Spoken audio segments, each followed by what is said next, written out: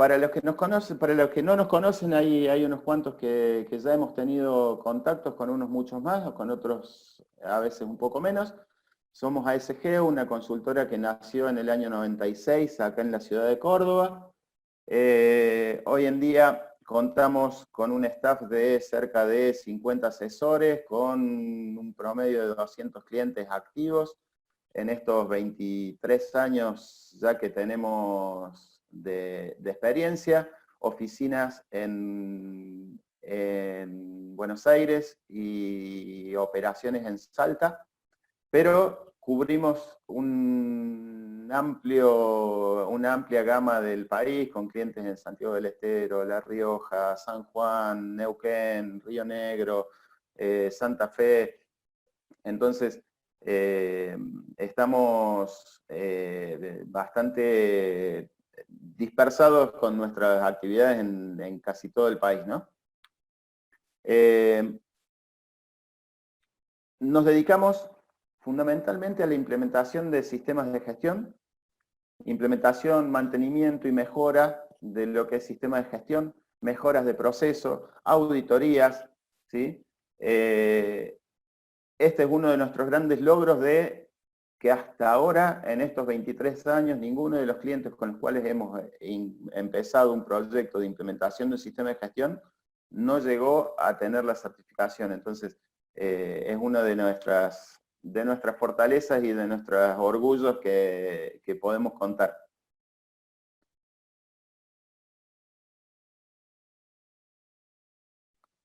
Estos son los números de toda esta trayectoria: más de 730 certificaciones, 8.800 días de auditorías externas recibidas, 6.200 horas o días de auditoría interna realizadas con nuestros clientes y con clientes que nos contratan para esto. Más de 2.000 horas de capacitación dictadas. Estamos con una actividad bastante interesante y nos enfocamos a hacer las cosas prácticas. Eso es nuestro lema: estar al lado de nuestros clientes y estar junto con ellos. Somos socios de todas estas cámaras y organizaciones que nos permiten estar al tanto de un montón de actualizaciones en lo que es sistema de gestión y en lo que es muchas otras cuestiones empresariales de convenios y cómo viene el rumbo de muchos rubros y muchas áreas dentro de la industria y los servicios del país, ¿no? Nuestros principales servicios son unos cuantos.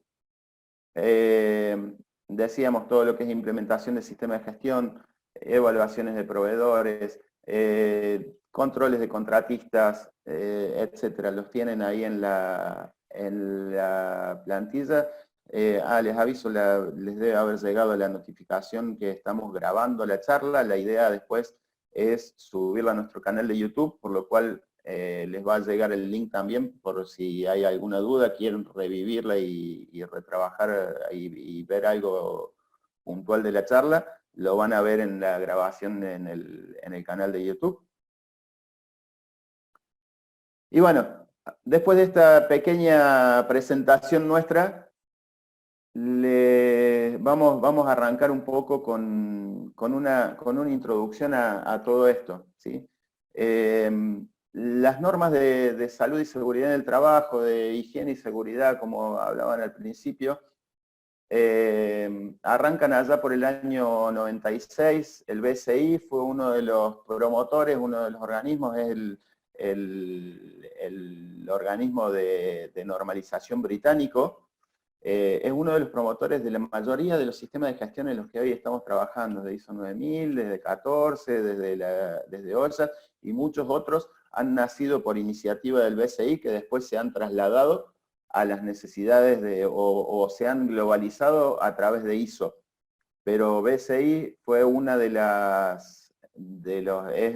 los organismos a nivel internacional que más ha promovido estas cosas, y BSI era el dueño o es el dueño todavía de OSHAS, que publicaron en 1999 la primera versión.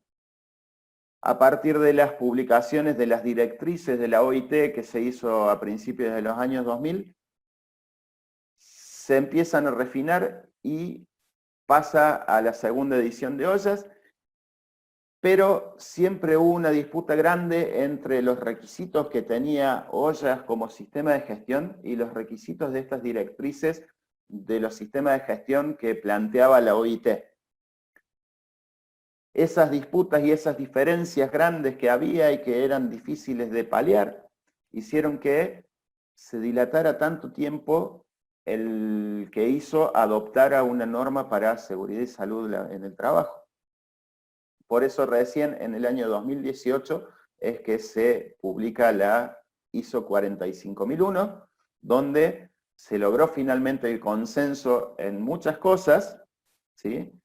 Y se plasmaron en ISO 45001 muchas de las cosas que la OIT pretendía y que Ollas no daba lugar a que se incorporaran o no se dio el momento de la negociación. ¿Qué es lo que se vio para decir, che, necesitamos una norma internacional que regule esto? Primero que las tasas de incidentes, lesiones, muertes y enfermedades laborales a nivel mundial no venían decreciendo adecuadamente de acuerdo a lo que se pretendía por los sistemas de gestión, sino que al contrario, tenían en algunos casos tasas de crecimiento que no eran adecuadas o no era lo que estaba pretendido. Decíamos que ISO todavía no había logrado emitir un estándar, Ollas no estaba reconocido por el consenso. Muchos de los sistemas de gestión de ISO ya estaban migrando a las estructuras de alto nivel y cada vez se desarticulaban más con los requisitos de Ollas. Los requisitos que por ahí se pedían estaban difíciles de aplicar en organizaciones pequeñas y medianas. Entonces, en base a todo esto, es que se decidió o que se trabajó en el desarrollo de ISO 45001, que llevó como 5 o 6 años, muchísimo más de lo que tarda en desarrollarse cualquier otro tipo de norma dentro de ISO, que los procesos son de 2 a 3 años como mucho.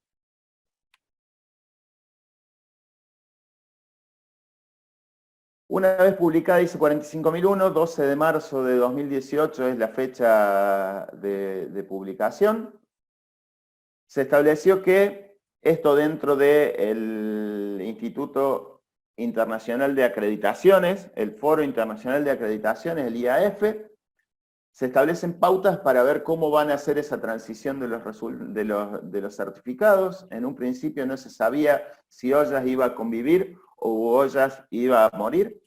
En ese momento se decidió que Ollas iba a discontinuarse a partir de la implementación plena de ISO 45001 en un periodo de 3 años desde la emisión. O sea que esto significa que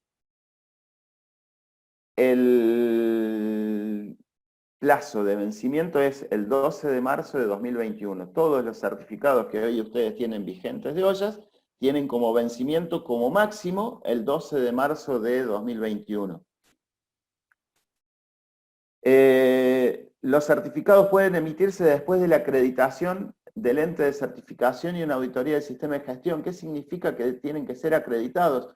Que hoy muchos de los certificados de Ollas 18001 no estaban acreditados ante un ente de acreditación, o sea que la certificadora no tenía sus procesos auditados y controlados por estos organismos de certificación como sí los tenían para 9.000, 14.000 y muchas de las otras normas de gestión que se están certificando. Hoy para certificar ISO 45001, cada una de las certificadoras se obliga a tener esa acreditación, por lo cual el reconocimiento va a ser mucho más global que lo que eran los certificados de Ollas.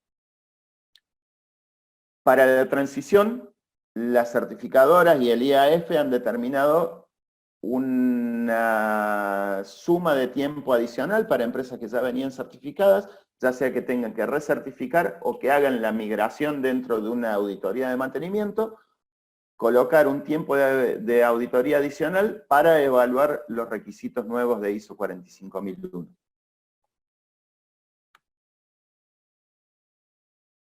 Entonces, ¿cuáles son las cuestiones que tenemos que tener en cuenta para la transición? Primero, entender ISO 45001. Hay muchos mitos y muchas verdades que se hablan sobre 45001, pero hay un montón de mitos que están por el escuché que me dijeron, que le dijeron, y no por entender claramente el requisito o el espíritu de lo que está plasmado en ISO 45001. Entonces, entender los requisitos significa eso, realmente cuáles son todos los requisitos para después ver qué diferencia hay entre esos requisitos reales y lo que me está pidiendo Ollas. Incrementar la conciencia dentro de la organización. ISO 45001 es una norma que es altamente proactiva o que tiene un espíritu altamente proactiva que no lo tenía Ollas tan marcado. Entonces, trabajar no solamente en lo que es accidentes y salud relacionada netamente con los puestos de trabajo, sino con lo que es seguridad y salud de los trabajadores en todos los ámbitos. ¿Sí? Hay enfermedades que no son enfermedades laborales, pero que son contribuibles o que son atendibles y que esas cuestiones de salud también deberían contemplarse dentro de los sistemas de gestión de salud y seguridad. Ya lo vamos a ver un poco más en algunos de los requisitos.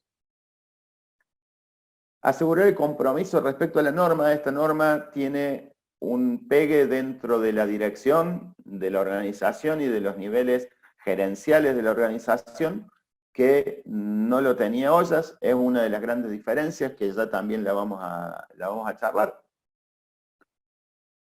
Atender las necesidades y expectativas de todas las partes interesadas, no solamente de los trabajadores, sino otras partes interesadas, como pueden ser contratistas, algunos proveedores, algunos, la sociedad que está alrededor de la organización, familias de los trabajadores pueden ser partes interesadas en muchos de los casos.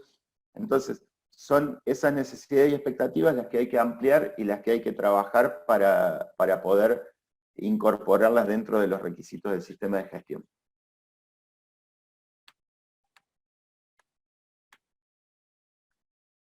Algunos de los factores de éxito o las cuestiones clave, como decíamos, el liderazgo, el compromiso de la alta dirección de la organización respecto a las cuestiones de salud y seguridad.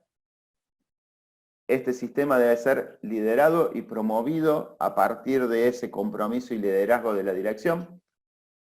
Canales de comunicación claros, rápidos y ágiles para poder ir y volver tanto interna como externamente.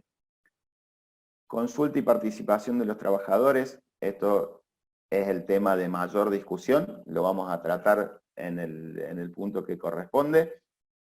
Este es uno de los puntos que hay que romper. Lo charlábamos con la gente de BRA cuando hicimos el curso. Y este fue el punto más candente. Me parece que había cosas que se creían y que por ahí se podían resolver de una forma mucho más fácil, ¿no?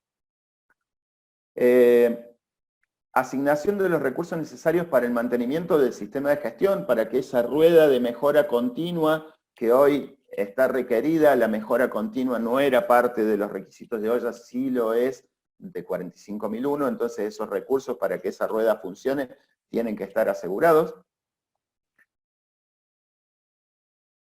Que las políticas y las actividades del sistema de gestión estén orientadas a los objetivos de negocio, ¿sí? No nos olvidemos que estamos dentro de una organización que tiene objetivos de negocio y que si las políticas y las cuestiones de salud y seguridad no están alineadas con esos objetivos de negocio, el sistema va a costar mucho que funcione. Procesos eficaces para identificación de peligros, control de riesgos relacionados con la seguridad y salud en el trabajo. Gestión de cambios, altamente importante en este punto. En este tema es lo que ya conocíamos con Ollas, pero con algunas cuestiones particulares acerca del foco a donde vamos a ir con algunos peligros extra que están requeridos ahora en 45. Evaluación continua del desempeño y seguimiento, todo lo que es seguimiento, medición, análisis y evaluación de datos para la toma de acciones de mejora, es fundamental en esta nueva norma y es algo que si teníamos sistema de gestión integrado ya con 9 y 14 nos obligaba a muchas cosas de esas y había cosas de salud y seguridad que se sumaban ya a ese sistema de gestión, pero en muchos de los casos todavía no está clara este análisis de evaluación para la mejora.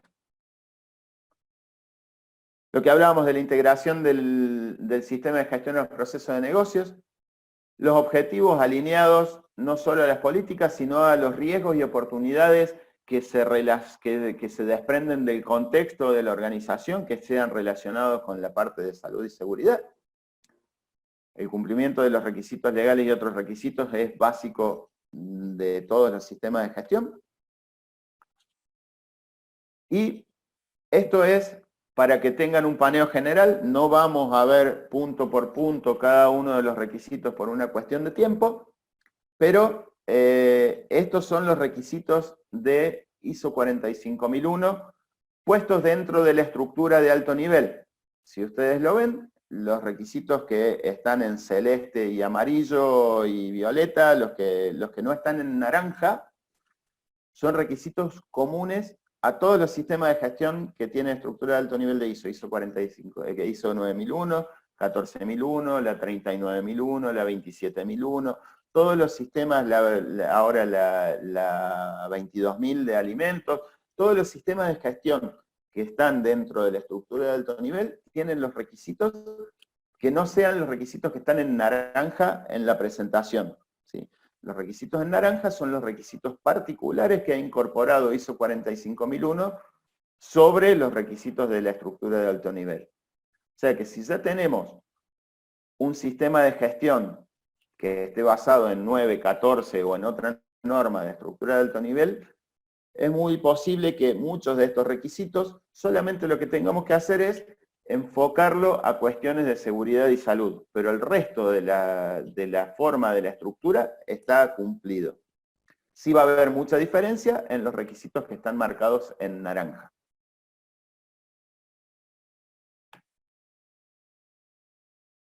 Entonces, el primer desafío que planteábamos, y una de las cuestiones fundamentales, que ya fue un desafío cuando migramos de las versiones viejas de 9 y 14 a las versiones nuevas, a las versiones del 2015, en este caso, el análisis de contexto de la organización es uno de los primeros desafíos que vamos a tener cuando tengamos que hacer la migración.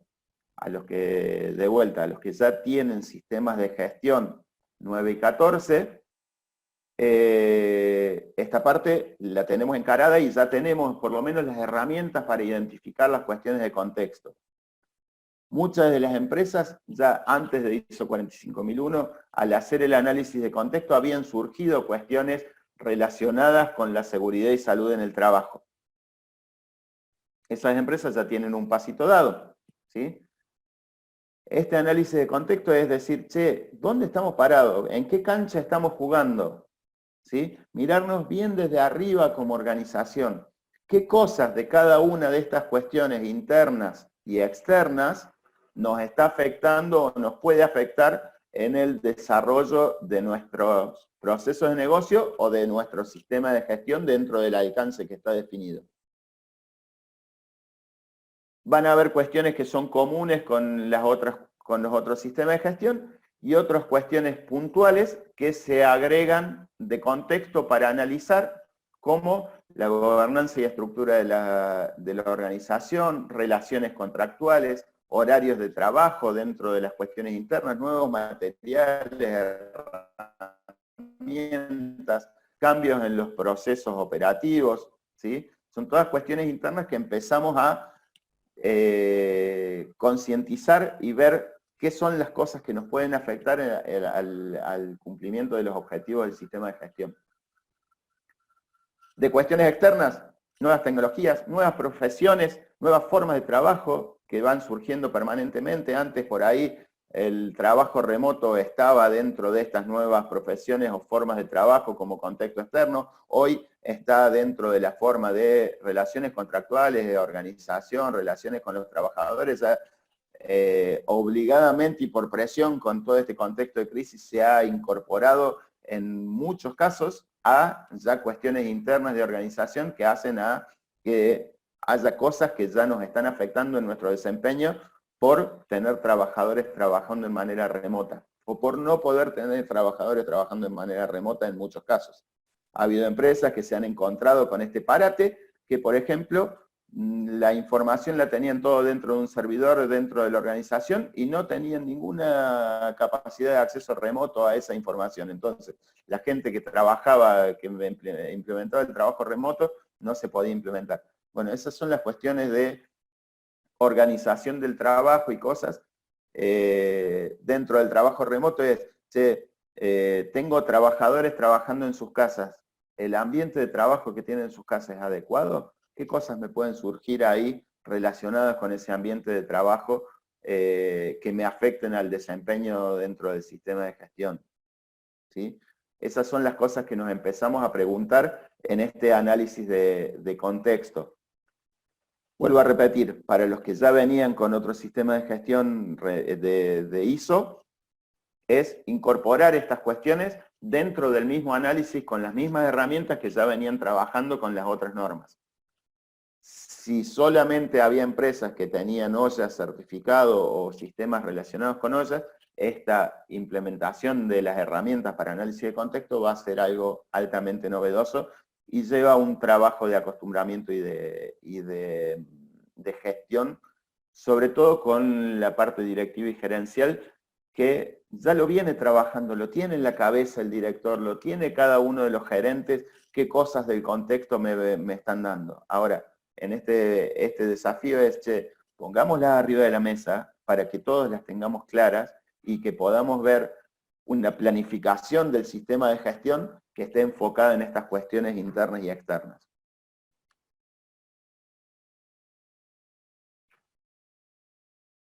Partes interesadas, lo mismo que con la parte anterior, se van a agregar partes interesadas como representantes de los trabajadores, como los sindicatos, como algunos consumidores o algunos, la comunidad local y vecinos. Va a haber los servicios médicos y los servicios a la comunidad, policía, bomberos, servicios de emergencia médica, son partes interesadas que van a empezar a jugar ahora dentro de la cancha del sistema de gestión cuando incorporemos seguridad y salud en el trabajo. Acá, ¿qué es lo importante? Que veamos cuáles de todas de las expectativas y necesidades que tienen las partes interesadas son requisitos para el sistema de gestión, ¿sí? Hay partes interesadas que pueden tener expectativas y necesidades que dentro del alcance de nuestro sistema de gestión no son parte de esos requisitos. Por ejemplo, no sé, como generalización, el requisito de los trabajadores de tener un sueldo digno. ¿Sí?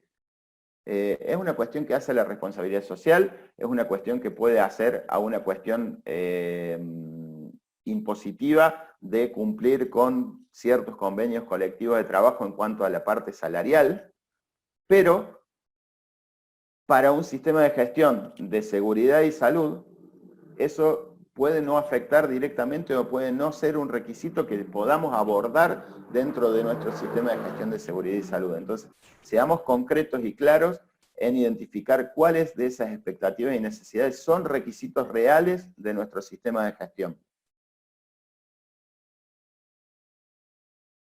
El segundo desafío, y este es el más candente y el más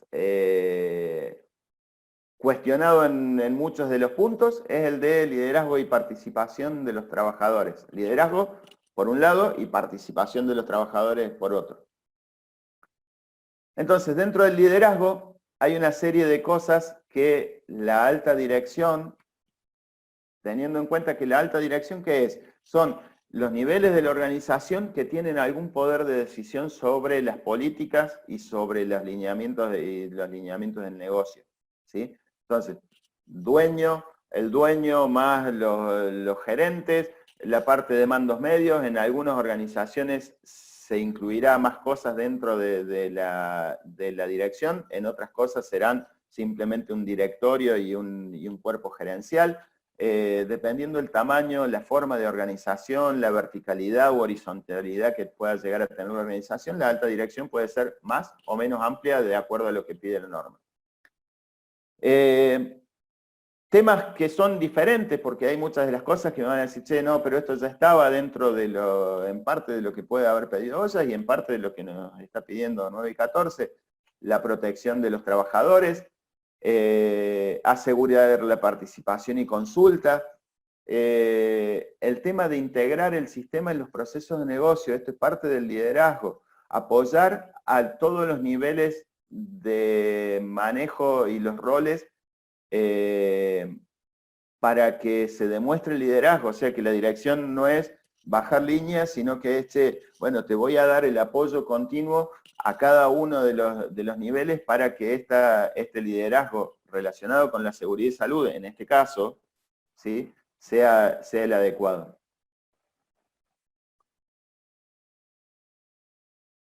A ver, ¿qué tenemos que hacer con esto dentro de los sistemas de gestión? Demostrarlo, ¿sí? Que cada mando medio, que cada gerente tenga conocimiento de lo que le toca respecto al sistema de gestión, que si hay que proveer recursos, esos recursos estén asegurados. Entonces, no es inventar muchas cosas nuevas, sino tratar de generar las herramientas internas para que se pueda demostrar estos requisitos que están establecidos para el liderazgo y el compromiso, en este caso de la parte de dirección. Consulta y participación. Gente, este es el punto más controvertido. Me acuerdo cuando me dijeron, che, pero nosotros tenemos 1.200 trabajadores, a todos le tengo que ir a preguntar a ver cómo se siente, qué le pasa, y tengo que meter a todos en las decisiones, me van a manejar la empresa. No, no, no, no, no, no, no. Leamos y entendamos bien los requisitos. Entonces, primero los conceptos. Consulta, buscar opiniones antes de tomar una decisión. La participación es involucrar en la toma de decisiones. ¿Y qué me pide la norma en este caso? Que establezca los mecanismos. Che, ¿cómo voy a hacer para, cuando necesite consultar a los trabajadores sobre algo, obtener esa realimentación de la consulta? ¿Sí? La opinión. Esa opinión no va a ser concluyente. Esa opinión yo puedo tomarla o no porque estoy consultando simplemente. Eso son temas a obtener opiniones. Esos procesos de participación y consulta deberían tender a determinar, eliminar y minimizar obstáculos y barreras, ¿sí? O sea que no haya posibilidad de represalias, que la gente no sienta miedo de participar o ser consultado, que si emite una opinión se le dé algún tipo de respuesta, ¿sí? En caso de cuestiones de participación. Ojo con los programas de sugerencia que se terminan en un buzón que se llena de papeles y después los papeles los vaciamos para que haya más lugar para que sigan poniendo papeles y no damos respuesta. Esos son barreras que puedan, que hacen que la gente no siga participando en los temas que se está consultando, ¿sí? Ahora, che, en todo tenemos que consultar y en todo tiene que participar la gente. No, no, no, no, no. Hay puntos claros en qué tienen que consultarse y en qué tienen que participar. ¿Sí? La consulta es sobre estos puntos que están marcados acá en la filmina. ¿Sí? Necesidades, expectativas de parte interesada, política, roles, responsabilidades, cumplimiento de requisitos legales, objetivo y planificación para lograr, controles aplicables, seguimiento, programa de auditoría, mejora continua. Pero tengo 1.200, a todos les tengo que consultar esto. No, si tenemos mecanismos internos en muchas de las organizaciones donde hay delegados, donde hay referentes de la organización, donde tenemos supervisores que son reconocidos por la gente como sus referentes en cuestiones de seguridad y salud, ¿sí? En estos temas, acordémonos que es lo referido a la seguridad y salud, no en todas las políticas de la organización ni en todo lo que habremos que hacer, es en lo que es referido solamente a la seguridad y salud, los espacios de consulta que necesitamos obligatoriamente para cumplir con esta norma, ¿sí?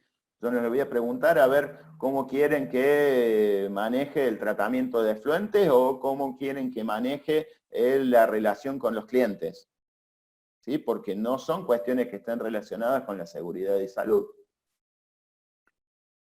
Entonces, consulta sobre temas estratégicos. Usemos comités, que en muchos casos hay, reuniones de delegados,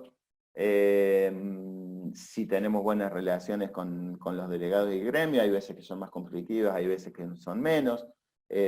Usar representantes de los trabajadores, ya sea algún mando medio o algún otro representante que esté, que crean que es una persona proactiva.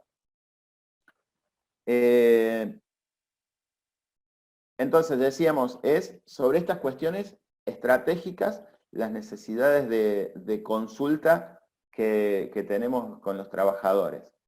La participación es sobre los temas más operativos del sistema de gestión, ¿sí? ¿En qué temas deben participar? Primero, che, ¿estás de acuerdo o cómo harías que estos canales de participación sean mejores? ¿Sí? ¿Cómo trabajamos sobre la identificación de peligros y la evaluación de riesgos y oportunidades en cada uno de los puestos de trabajo? Eso en muchos casos ya lo estamos haciendo, de decirle al personal o hacer la identificación de peligro en el puesto junto con el personal. Eso se está haciendo en muchos de los casos y es totalmente factible. Acciones para eliminar peligros y reducir riesgos. Bueno, es parte del punto anterior. Fíjense que son cuestiones netamente operativas, investigación de incidentes. El participante accidentado muchas veces o en muchos de los casos trabaja en la investigación de su incidente y es parte de eso. Ahora, hagamos que esa investigación de incidentes sea un poco más allá de la excusa de por qué fue, porque se distrajo, y por qué fue, y que no terminemos en todos los incidentes con una capacitación, porque muchas veces no es lo más adecuado para generar un sistema de mejora continua, que es lo que vamos a necesitar. Solo luego charlamos cuando lleguemos al punto correspondiente. Entonces, hay un montón de herramientas que hoy estamos teniendo y que no es necesario consultar uno por uno a todos los trabajadores. Las empresas que hayan puesto un buzón de sugerencias y que lo manejen eficientemente con respuesta y con un ida y vuelta adecuado, bienvenido sea. Sigamos con el buzón de sugerencias y es uno de los canales de consulta y participación.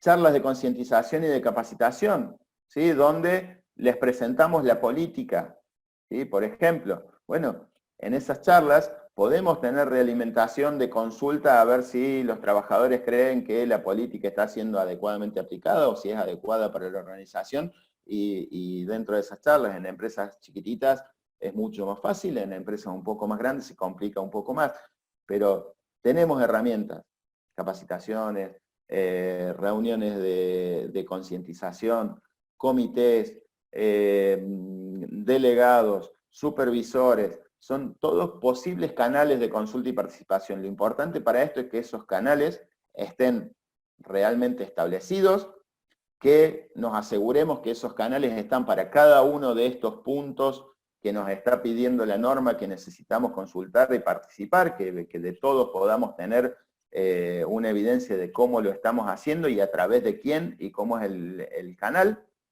y que todos los involucrados estén conscientes de cómo es el mecanismo ese. Y de esa manera vamos a poder trabajar claramente de una forma fácil en esos canales de comunicación.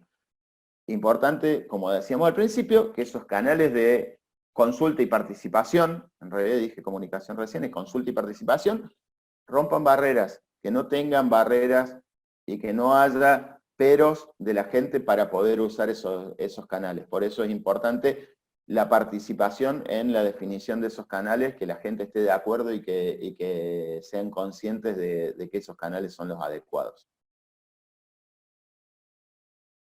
Consultas, las charlamos en el cierre porque de acá me parece que va a salir bastante. Riesgos y oportunidades. El tercer desafío. Dentro de los sistemas de gestión y particularmente en este sistema de ollas de ISO 45001 o en el sistema de ollas, teníamos los riesgos operativos, ¿sí? Los riesgos por cada uno de los puestos de trabajo, donde identificábamos los peligros y veíamos cuál era la probabilidad y la gravedad de ese peligro para ver los impactos que podía tener y cómo nos podía impactar en la organización, y establecíamos las medidas de control operativo para poder minimizar esos peligros.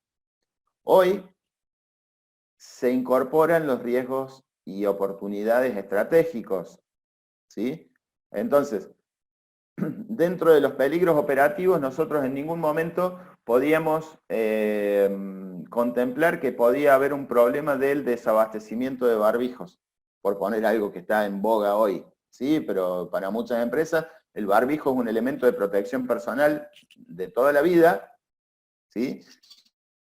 Y es impensado o nadie lo pensaba que estaba. Bueno, esa es una cuestión de contexto que varió y es un riesgo que surge a partir de las cuestiones de contexto. Entonces, hay riesgos y oportunidades que van a ser propias, operativas del sistema de gestión, y va a haber otros riesgos y oportunidades que van a estar ligadas a la parte estratégica. Por eso, son dos cuestiones diferentes. Uno es el análisis de contexto, los requisitos de partes interesadas y qué riesgos y oportunidades se me desprenden a partir de ese análisis de contexto, y otros son los peligros y riesgos para la seguridad y salud, los riesgos y oportunidades para la seguridad y salud en el trabajo, que son los operativos que veníamos trabajando, sumándose a oportunidades que son cuestiones positivas que podemos encontrar en algunos puestos que hagan que el peligro desaparezca o el peligro se minimice a un riesgo aceptable.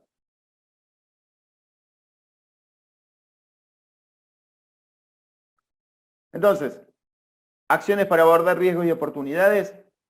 Esto es una generalización que no es muy diferente a lo que teníamos con 9001 y 14001. A partir del contexto, requisitos de las partes interesadas y dentro del alcance del sistema de gestión, ver cuáles son los riesgos y oportunidades que necesitamos trabajar, teniendo en cuenta los requisitos legales y los peligros y riesgos y oportunidades para la seguridad y salud en el trabajo, cosas de acá que nos puedan realimentar a riesgos estratégicos también. ¿Sí? No sé, que un peligro tenga como control operativo que un mantenimiento específico y que ese mantenimiento requiera de ciertos repuestos que por un cambio en el contexto económico puedan dificultarse, o por un cambio en las políticas de importación y exportación pueda dificultarse la obtención de esos registros. Entonces el control operativo va a estar en riesgo también por una cuestión estratégica de la organización. Son peligros y son riesgos estratégicos que van a estar relacionadas con esos peligros para la seguridad y salud en el trabajo.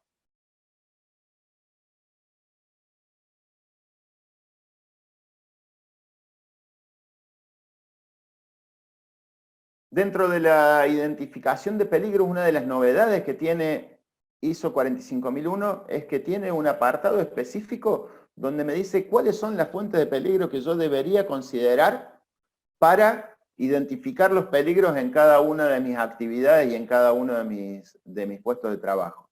¿Sí? Se suman cosas importantes como factores sociales. Esto, ¿alguien alguna vez consideró que el trabajo de, no sé, 12 por 24 o organizaciones de trabajo específicas en una mina que te están 15 días y después descansan los 15 días y las cuestiones psicosociales que se pueden generar y los peligros que me pueden generar esas cuestiones en la organización del trabajo, los turnos rotativos, los horarios extendidos y la alta incidencia de horas extra. Bueno, esos son factores sociales e incluye victimización, acoso, bullying. Esto es textual de la norma, gente. Entonces, no hagamos de esto que sea una cuestión particular, lo charlábamos en algunas de las capacitaciones anteriores con los que estuvimos. Hay controles generales que podemos tener para esto, como políticas antidiscriminación y una cierta serie de cosas dentro de la organización que nos hacen que por cada uno de los puestos de trabajo yo tenga una cuestión de victimización. Pero puede haber cosas particulares que me generen algún peligro y que haya puestos que sean especialmente sensibles a que se puedan producir algunas de estas cosas y que tengamos que poner un foco. Lo que necesitamos es considerarlo para el análisis y la identificación de los peligros. Después el resto de las cuestiones son cosas que más o menos se venían viendo. Como decíamos, esta norma hace mucha incidencia en los cambios. Hay un apartado específico de cambios en el capítulo 8, de gestión de cambios previstos, planificados y no planificados. Acá habla de los peligros que me generan a partir de esos cambios planificados o no planificados.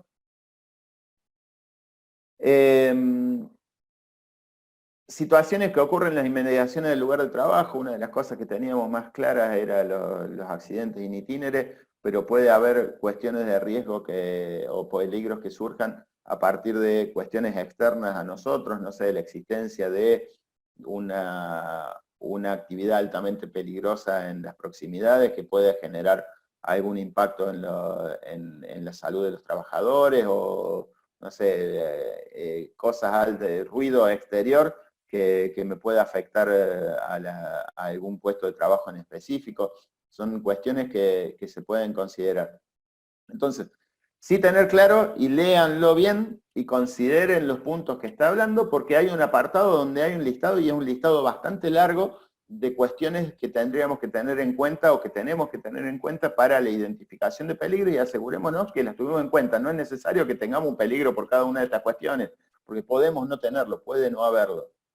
¿Sí? Pero sí, seamos conscientes y considerémoslo cuando hacemos esa identificación de peligros propios de la parte operativa, ¿no? Estamos hablando en este caso, de la parte de lo que veíamos recién, los peligros que me van a llevar a riesgos operativos.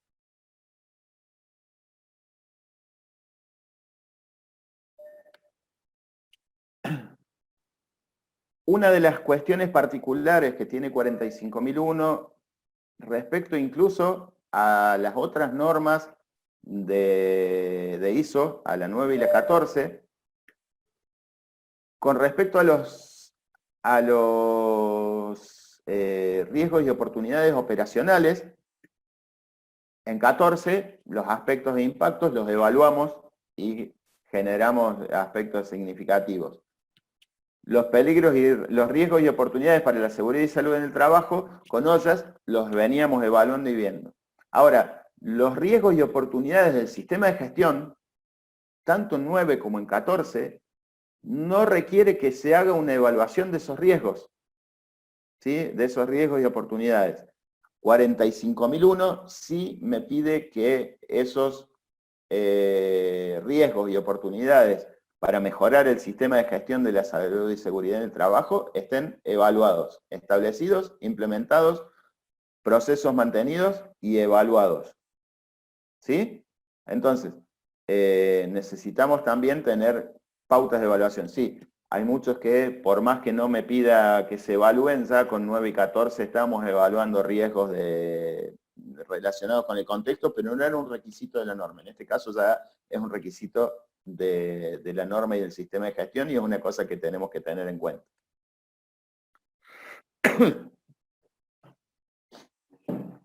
El siguiente punto es el tema de la planificación, ¿sí? Planificación de la salud y seguridad integrada en los procesos de la organización y del negocio.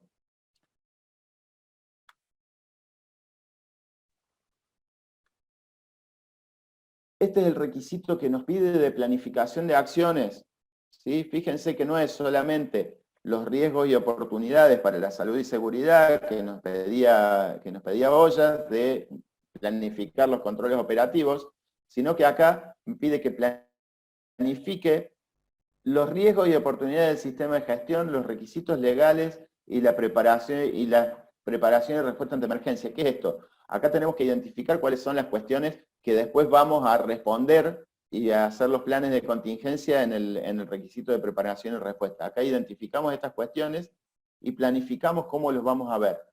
Todas estas acciones que están definidas y que hemos definido para cada una de estas cuestiones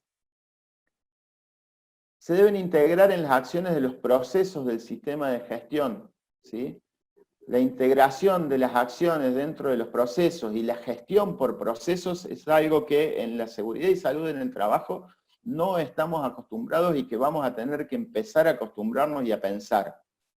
No pensar en el trabajador solamente y en el puesto, sino que están dentro de un proceso que tiene una serie de actividades, que cada actividad tiene su interrelación y tiene entradas, salidas y controles, y que eso tiene que estar controlado de manera integral, ¿sí? Vamos a ver algún ejemplo sobre eso.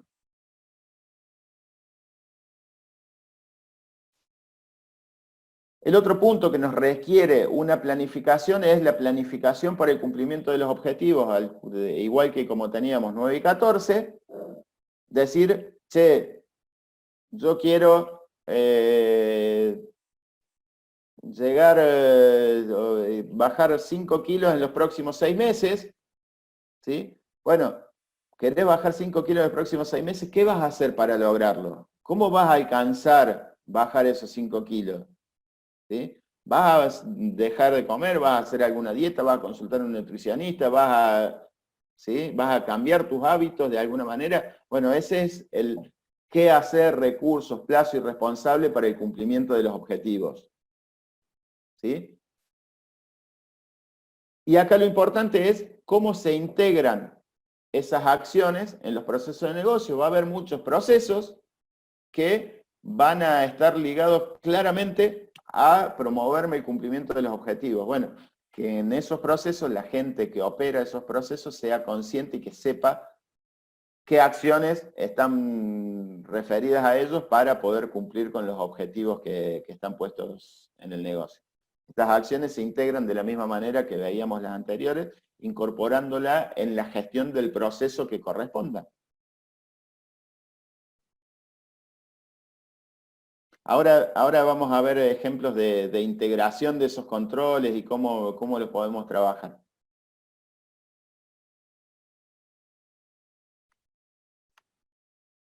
Dentro de los procesos de comunicación, creo que no hay diferencias sustanciales, pero sí que esos procesos tratar de que sean lo más simples y fluidos posibles y que contemplen el tema de participación y consulta, el tema de implementación de acciones, el tema de rendición de cuentas, cómo va a ser en cada una de las cosas, y contemplemos el tema de requisitos legales para las comunicaciones externas también.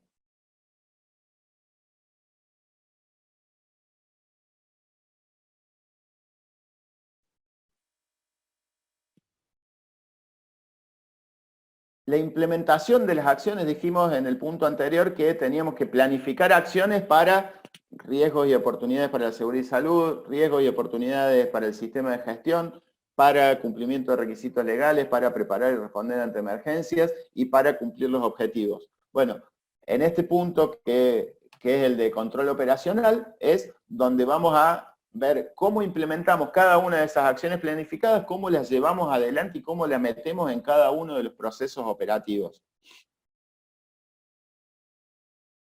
Una de las aclaraciones importantes en este caso es, en lugares de trabajo con múltiples empleadores, coordinar las partes relevantes del sistema con otras organizaciones. ¿Sí? Hay muchas obras, la parte de explotación petrolera, minera, centros comerciales, vamos a tener múltiples empleadores dentro del mismo lugar de trabajo.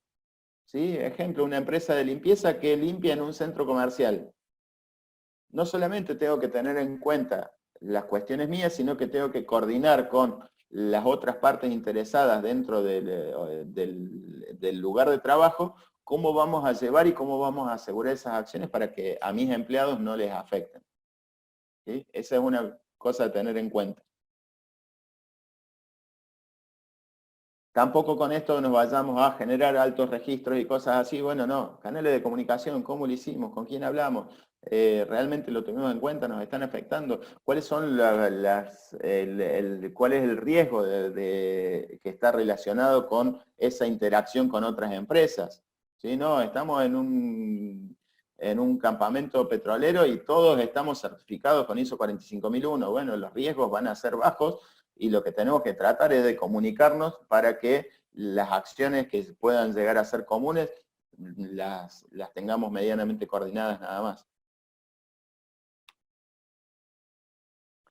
La gestión por procesos es la herramienta clave para integrar el hacer en los sistemas de gestión. Lo que decíamos recién, con la seguridad y salud vamos a tener que empezar a darnos cuenta que estamos dentro de una organización y que esa organización hay procesos y que cada proceso tiene sus actividades dentro. Dentro de esos procesos va a haber aspectos, ¿sí? Peligros, riesgos, aspectos ambientales, cuestiones que afecten a la satisfacción del cliente o al cumplimiento de las especificaciones. Van a ser aspectos que van a estar relacionados con múltiples fases del sistema de gestión. Entonces, si nosotros trabajamos cada uno de estos aspectos por separado, tengo mi matriz de aspectos ambientales, mi matriz de peligros y riesgos, mi cosa, y tengo el procedimiento operativo para prevenir peligros, tengo 17 millones de instructivos operativos para prevenir peligros que por ahí afectan en diferentes etapas de algunos de los procesos. Va a ser difícil que se integren esos controles operativos dentro del proceso.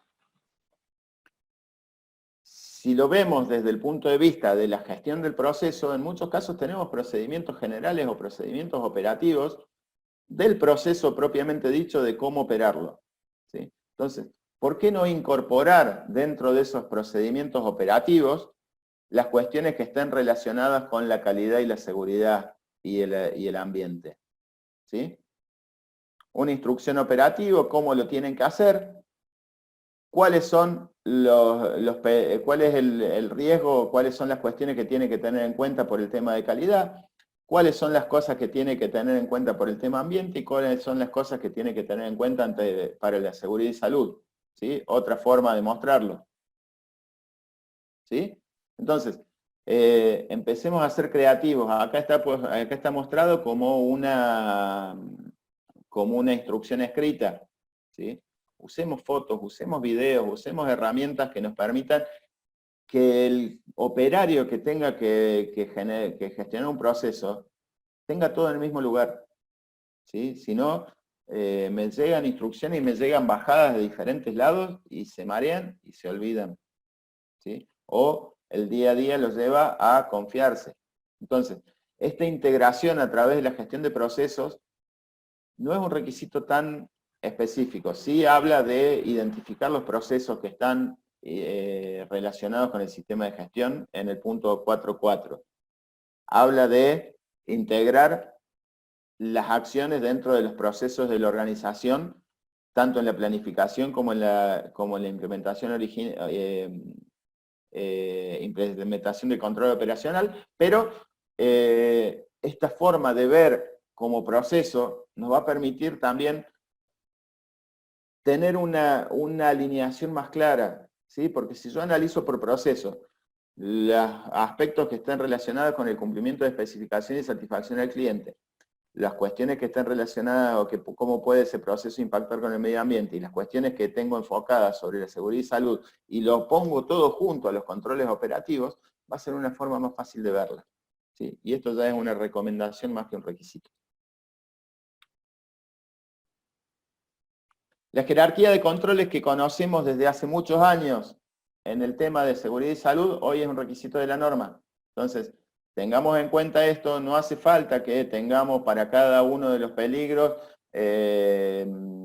con los riesgos identificados, que tengamos un registro de que no pude esto, no pude esto, no pude esto, para decirle, para ver la jerarquía de controles, pero sí que el método que usemos para identificar los controles operativos tenga en cuenta esta jerarquía de controles y que no caigamos en que siempre va a ser el uso de un EPP o una capacitación el control operativo, ¿sí? Porque puede haber otras cuestiones dentro de la organización o otras alternativas buenas, bonitas y baratas, ¿sí? Porque eso siempre hay que tener en cuenta para la implementación de los controles también, la capacidad de la organización y hasta dónde podemos llegar. No vamos a comprar equipos de alta tecnología de millones de dólares si somos una pyme chiquitita, ¿sí? Entonces, los controles operativos tienen que estar y esta jerarquía de controles tiene que reflejar también que por lo menos se han considerado las alternativas y esto lo deben conocer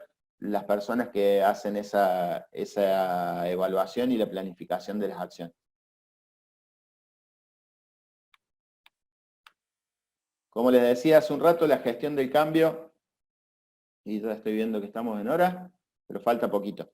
Gestión del cambio es uno de los puntos claros, cambios temporales o permanentes, ya sean planificados o no previstos, ver cómo nos impactan y ver qué cosas tenemos que modificar dentro del sistema. Esto recomendamos que tengamos alguna especie de procedimiento que se refleje en los procedimientos de evaluación de peligro y controles operativos, cómo van a ser estas metodologías para abordar los cambios y que si tenemos cambios, no sé, incorporamos tecnología, cambios de layouts, cambios de personal o cosas por el estilo, de incorporación de nuevos servicios, que esos cambios estén reflejados después dentro del sistema de gestión. Otro de los requisitos dentro de la parte operativa, el control de compras, contratistas y procesos subcontratados, contratación externa, ¿sí? Se habla, son tres cosas diferentes, y lo que se hace acá es formalizar muchas de las cosas que ya estaban, asegurarme que el contratista no me afecta ni a mí, ni a él mismo, ni a terceros que puedan estar trabajando, que los controles que mantiene el contratista cuando está trabajando para mí están de acuerdo a lo que yo establezco dentro de mi sistema de gestión. Y para la contratación externa, procesos que están fuera de mi control, ¿sí? Es algo que no es parte de mi trabajo, sino que yo he decidido que otra organización la haga por mí y está fuera de mi control, tener los acuerdos coherentes para asegurar que mínimamente se cumplan con los requisitos legales dentro de esos contratos externos, y que esos acuerdos tengan el grado de control que yo voy a aplicar o que el proveedor va a aplicar sobre sus procesos relacionados con el sistema de gestión o con la seguridad y salud en el trabajo.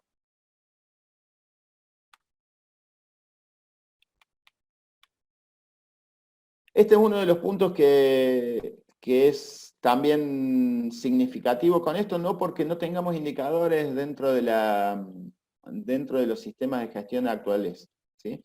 Sino que lo que nos pide ahora es que esos indicadores estén enfocados a los procesos de negocio, o sea, no solamente nos enfoquemos a ver si tenemos más o menos accidentes, si el índice de gravedad o el índice de incidencia es mayor o menor y cómo lo vamos trabajando, sino cómo eso me está impactando hoy en mis procesos de negocio, ¿sí?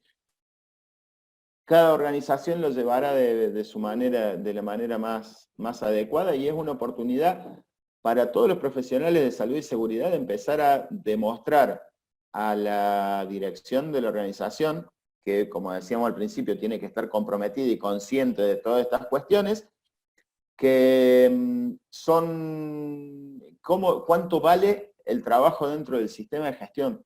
¿Sí? Que no es solamente ir y controlar los accidentes, que no es solamente ir a hacer las inspecciones, sino que eso tiene un resultado y que eso le hace ganar plata a la organización o ganar tiempo o bajar el consumo de ciertos recursos, ¿sí? Eso va a hacer que la dirección mire con otros ojos el desempeño dentro del sistema de gestión.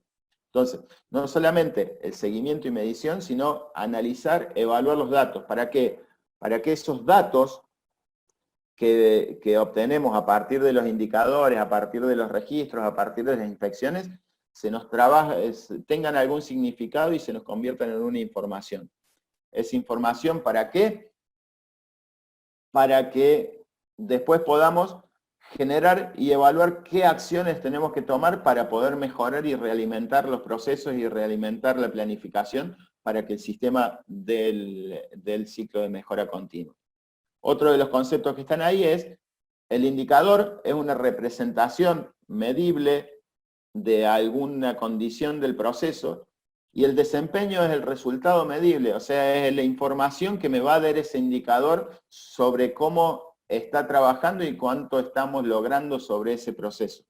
Entonces, lo que tenemos que informar es, y lo que tenemos que ver, y ese es un requisito, sobre el desempeño de la organización. ¿Sí? Entonces, tenemos que determinar el desempeño y la eficacia del sistema de gestión.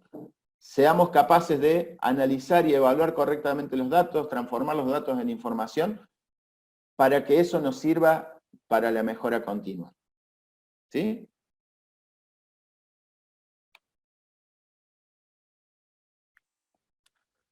Una de las cuestiones que especifica 45001, que no lo tienen ni 14, ni 9, ni las otras normas, ni lo tenía Ollas, es que al mínimo el seguimiento y medición, o sea, los indicadores tienen que estar relacionados con el grado en que se cumplen los requisitos legales, actividades y las operaciones, todos los indicadores operacionales, el progreso en el logro de los objetivos, el indicador va a ser el monitor para decirme si estoy logrando o no un objetivo adecuado, y la eficacia de los controles operacionales, ¿sí? Esto es, medir cuestiones que hagan que me definan si un control operacional es crítico, qué pasa y cuán efectivo está siendo y cuánto estoy logrando contener el peligro a partir de ese control operativo que estoy haciendo. ¿Sí?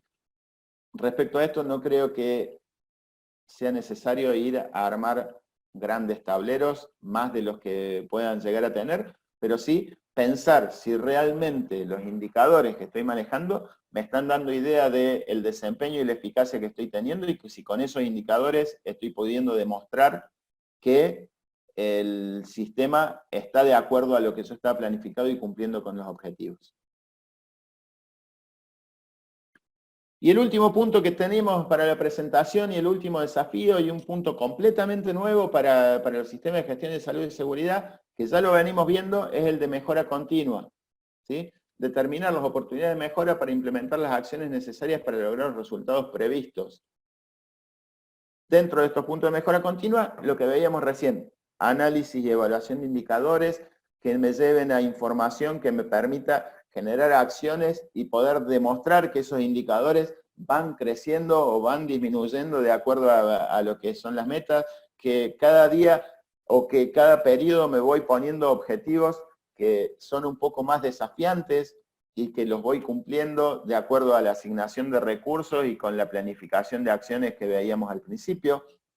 Entonces, estas cuestiones de mejora son las que se han incorporado. El punto de mejora continua es un punto totalmente nuevo, ¿sí? Mejorar continuamente la conveniencia, la adecuación y la eficacia del sistema de gestión. ¿Sí? ¿Con qué? Ver el desempeño a partir de los indicadores, promover la cultura, la participación de los trabajadores, la comunicación de resultados, ¿sí? Son todas las cuestiones.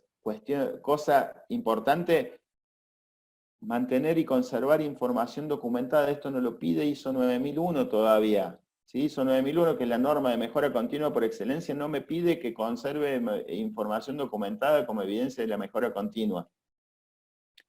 ¿Qué es esta evidencia documentada, esta información documentada? ¿Tenemos que hacer un registro de mejora continua? No, no necesariamente, ¿sí? Pero sí análisis de indicadores, sí tendencias, sí demostrar cómo el indicador va mejorando día a día, sí demostrar cómo los costos de primas o pólizas de ART me van disminuyendo, ¿sí? Son todas evidencias que vamos a ver y que podemos dejar información documentada. Alguna minuta de reunión, incorporar estos temas en la revisión por la dirección, son formas de documentar esta mejora continua que estamos generando.